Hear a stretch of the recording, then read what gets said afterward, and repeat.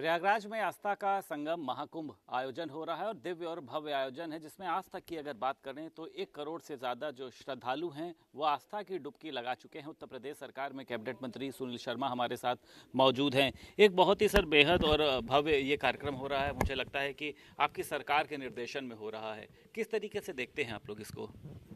ये महाकुंभ अलौकिक है।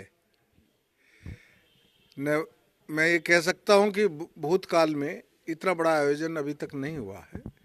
45 करोड़ श्रद्धालु इस कुंभ में आकर के अपनी आस्थाओं की डुबकी गंगा मैया में लगाएंगे और इसकी व्यवस्था उत्तर प्रदेश सरकार ने माननीय योगी जी, माननीय मोदी जी के मार्गदर्शन में, नेतृत्व में एक अपने आप में ऐसी व्यवस्था की है जो पूरे विश्व के लिए एक उदाहरण साबित होगी। जहाँ 45 करोड़ श्रद्धालु आएंगे वहाँ किसी को भी किसी भी दिक्कत का सामना नहीं करना पड़ेगा। एक स्वच्छ, बिल्कुल स्वस्थ वातावरण में, आस्थापूर्ण वातावरण में स्वच्छ कुंभ है, दिव्य कुंभ है, डिजिटल कुंभ है। आज अखाड़ों के ऊपर भी सर पुष्प वर्षा की जाएगी। मुझे लगता है आपका भी बहुत पुराना सर राजनीति का अनुभव है। आपने देखा कभी कि इस तरीके से साधु संतों के ऊपर पुष्प वर्षा होते हुए? मुझे तो लगता है कि आपने अयोध्या का वो सीन देखा होगा जब राम मंदिर के लिए कितने लोगों को अपनी जान देनी पड़ी थी। तो आज इस बदलाव को आप कैसे देखते हैं? आपको लगता है मुख्यमंत्री योगी आदित्यनाथ हैं इसलिए संभव है?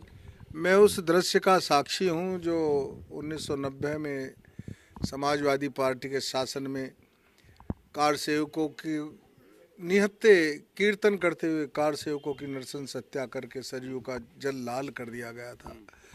वह दौर था। मैं उसका भी साक्षी हूँ जब कुंभ का नोडल मिनिस्टर आजम खान जैसे व्यक्ति को बनाया गया था। लोग भगदड़ में मर गए थे। कुछ विदेशी पर्यटक आए थे तो वो ये कह करके गए थे, गंदगी को देख करके बिना स्नान करे चले गए थे। और मैं उस कुंभ का भी साक्षी हूँ जो 2019 में जो अर्ध कुंभ हुआ था, उसमें 25 करोड़ लोग आए और एक कागज का टुकड़ा भी जमीन पर पड़ा हुआ नहीं मिलता था। लोग कह करके गए कि क्या ऐसी व्यवस्था भी हो सकती है। तो माननीय योगी जी और माननीय मोदी जी के नेतृत्व में आज पूरे देश की सोच बदल रही है। अच्छा, संस्कृति का सम्मान हो रहा है, साधु संतों का सम्मान हो रहा है। आपको लग रहा है कि इससे विपक्ष बौखलाया हुआ है? खुद अखिलेश यादव भी कुंभ पर सवाल खड़े कर रहे हैं। विपक्ष तो हताश और निराश है। उन्होंने सदैव तुष्टीकरण की राजनीति की, हिंदुओं की आस्थाओं पर सदैव कुठाराघात किया, गोलियां चलवाई, रामपुर तिराहे कांड किया जिसमें उत्तराखंड के बहनों भाइयों के साथ जो घटनाक्रम घटे। तो क्रूर उनका शासन रहा, क्रूरतापूर्ण। तो वो हताश और निराश है। आज बहुसंख्यक समाज, सबका साथ सबका विकास है, किसी का उत्पीड़न नहीं है, लेकिन बहुसंख्यक समाज की आस्थाओं का सम्मान करना हर सरकार की जिम्मेदारी होनी चाहिए थी, जो उन्होंने नहीं निभाई। और माननीय योगी जी और मोदी जी उन आस्थाओं का सम्मान कर रहे हैं। दिल्ली विधानसभा चुनाव की बात करें, आपकी पार्टी के लिए प्रतिष्ठा का विषय है, क्योंकि आम आदमी पार्टी तीसरी बार वहां पर रही है। चौथी बार में परिवर्तन होना या फिर नहीं होना है, लेकिन आप किस तरीके से देख रहे हैं? आपको लग रहा है वहां पर भाजपा आ पाएगी? जब केजरीवाल दिल्ली में आए थे तो उनको बहुत खांसी थी। अब उनकी खांसी बिल्कुल ठीक हो गई है, लेकिन दिल्ली खांस रही है। दिल्ली को खांसी हो गई है। यमुना को देखिएगा, प्रदूषण को देखिएगा। कोई उन्होंने एक भी मेडिकल कॉलेज या मेडिकल हॉस्पिटल नहीं बनाया, एक भी उन्होंने विद्यालय नहीं बनाया, एक भी उन्होंने फ्लाईओवर नहीं बनाया और दिल्ली को बर्बाद करके रख दिया। दिल्ली के लिए आप जो है आपदा साबित हुई है।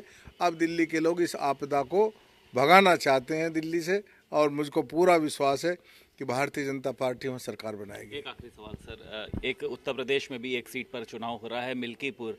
अयोध्या की हार सर मुझे लगता है भाजपा को याद होगी, तो आपको लगता है अपनी प्रतिष्ठा को बचाने का मिल्कीपुर एक बड़ा मौका है? क्योंकि समाजवादी पार्टी ने अवधेश प्रसाद के बेटे अजीत प्रसाद को वहां से प्रत्याशी बनाया है, हालांकि आपकी तरफ से अभी प्रत्याशी घोषित नहीं है। जो मायावी और असुरी ताकत होते हैं, उन्होंने माता सीता को भी एक बार भ्रमित कर दिया था स्वर्ण मर्ग बन करके, लेकिन अंत सबने देखा, उस रावण का भी अंत हुआ था। आरक्षण के मुद्दे की बात कर रहे हैं? हाँ, उन्होंने लोगों को भ्रमित करके, झूठ बोल करके और वोट हासिल कर लिए थे। काठ की हांडी बार बार नहीं चढ़ती है। इस बार भारतीय जनता पार्टी मिल्कीपुर से भारी वोटों से सीएम योगी कितनी बार आ जाएं, तमाम मंत्री जितनी बार आ जाएं, अवधेश प्रसाद कह रहे हैं हम तो जीत रहे हैं मिल्कीपुर।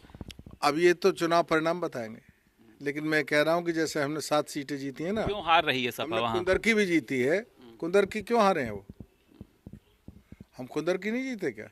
तो हम मिल्कीपुर भी जीतेंगे। मुस्लिम आज का जो है वो भाजपा के साथ समझ रहा है कि उसे राष्ट्र की मुख्यधारा में आना पड़ेगा और आना चाहिए।